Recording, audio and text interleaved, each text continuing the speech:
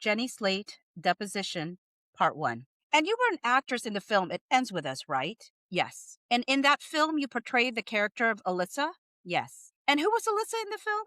Alyssa is the sister of Ryle and the best friend of Lily. And Ryle and Lily are the main characters? Yes. How did you come to portray Alyssa in the film? I was offered the role. By whom? Through an email from my agents. So you didn't audition for it? No. When you were offered the role, what did you do to determine whether you wanted to take it? I read the script. I forgot to mention it earlier, but we read page 17. It drops down to page 38, and it starts with the word view. Porter, objection to form. Any issues with improvisation? I'm going to withdraw the question and we'll move on to another topic. Did Wayfair provide you with any workplace harassment training in connection with It Ends With Us? Not that I can remember. Do you recall receiving any training regarding a safe work environment or sexual harassment? Not that I can remember. Did you understand whether there was a human resources department in connection with It Ends With Us that you could go with any concerns related to the film? I assumed. Did you know if there was one? No. Were you given an email or a hotline you could use to raise concerns? Not that I can recall. I'm going to hand you a document. It leaps down to page 42 and is going to go all the way to page 44. What conversation had occurred? Before this text exchange, there was a conversation on set where I felt that something inappropriate happened and I mentioned it. Can you tell us a little bit more about what was going on?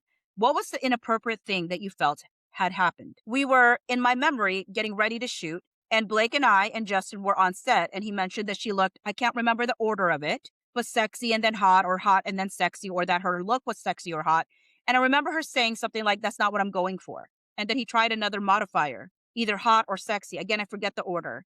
And I remember her saying something like, not that either. And then I said to Justin something like, I was recently talking to a friend about how comments about actors' bodies and their wardrobes, and again, this is paraphrasing, but it ranged from irrelevant or unnecessary to like inappropriate and distracting. And it's, can be a little bit awkward to call it out, but like, we're just not doing this anymore. And I felt that I needed to say that because that's how I felt. I didn't want to speak for Blake because I didn't know her well at the time. And I can only speak for myself. So generally, but Justin seemed that he didn't like that I said that because he sort of like walked away in a huff and then came back and said something like, the reason why I use the word hot is because it's hot in here. So that was the situation as I remember it.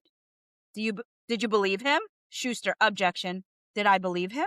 That the reason he used the term hot was because it was hot in there? No. What did you think of that comment? Schuster, objection. I was disappointed by it. Did it sound to you like he was making an excuse that was not truthful? Schuster, objection. Yes. And why is that? Well, I was there. I heard the descriptor used in the context that it was used. Did you feel that you understood the meaning of what he was saying when he said it? Porter, objection to form. Let me ask that again. How did you understand Mr. Baldoni's comment to Miss Lively? I understood his comment that it was about her appearance. Did you feel that it was about her character or her? Schuster, objection. I felt that it was about her body. Did you come to understand how Miss Lively interpreted Mr. Baldoni's comment at some point? Yes. And when was that? Later that day. So going back to this text chain, now we drop to page 47. I was concerned, and yeah, I was concerned. Why were you concerned? All of those things in my mind are unprofessional, inappropriate, and really out of the ordinary. What about these incidents that Miss Lively described to you made you feel they were inappropriate? Invasion of privacy, calling someone's trainer to find out their body weight, unprofessional emotional expression. Is there anything else you and Miss Lively spoke about in that conversation? I can't recall other specifics, but I know that the conversation was around listening to each other, wanting to be supportive, needing to be affirmed, validated, and trying to figure out what was going on. Did you find it unsettling what was going on? Yes. Did Miss Lively tell you that? It drops down to page 51 and it'll go all the way to page 54.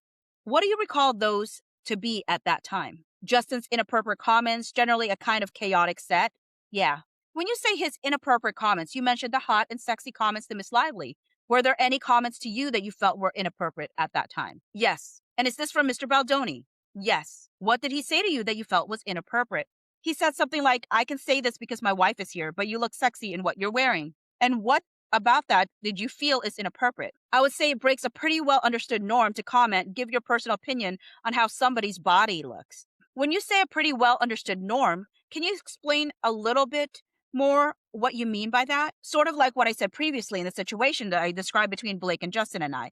I assumed there was an understanding of we're not doing this anymore. It's not appropriate anymore. It never was appropriate, but it's not appropriate in a workplace and even on a film set, in any workplace. And is that the case, even though your physical appearance is an element of acting. Schuster, objection. Well, let me strike that. Is it the case that your physical appearance is an element of acting? Yes. And is it the case that you felt it was inappropriate in this workplace, even though your physical appearance is an element of acting? Yes. And why is that? That comment was about me, not my character. It wasn't useful for my work. It wasn't anything I wanted. It was unwanted and had no place in my professional experience. Did you feel that same way about the comments Mr. Baldoni made to Miss Lively that you described earlier? Yes. Did you feel that Mr. Baldoni was sexualizing you?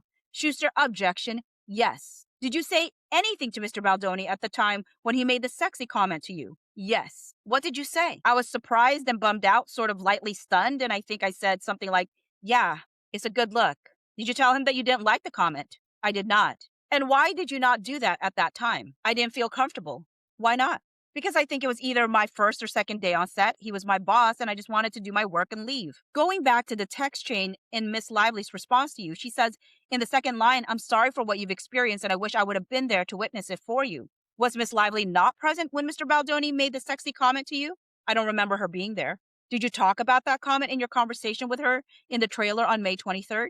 I must have. And then at the end of this entry in the text exchange, Miss Lively says, you are able to be bold without being inflammatory, which is such a tightrope, and I really appreciate it. Did you understand this to be referencing the statement you made to? Now that is the end of part 1. If you would like to watch part 2, the link is right in front of you.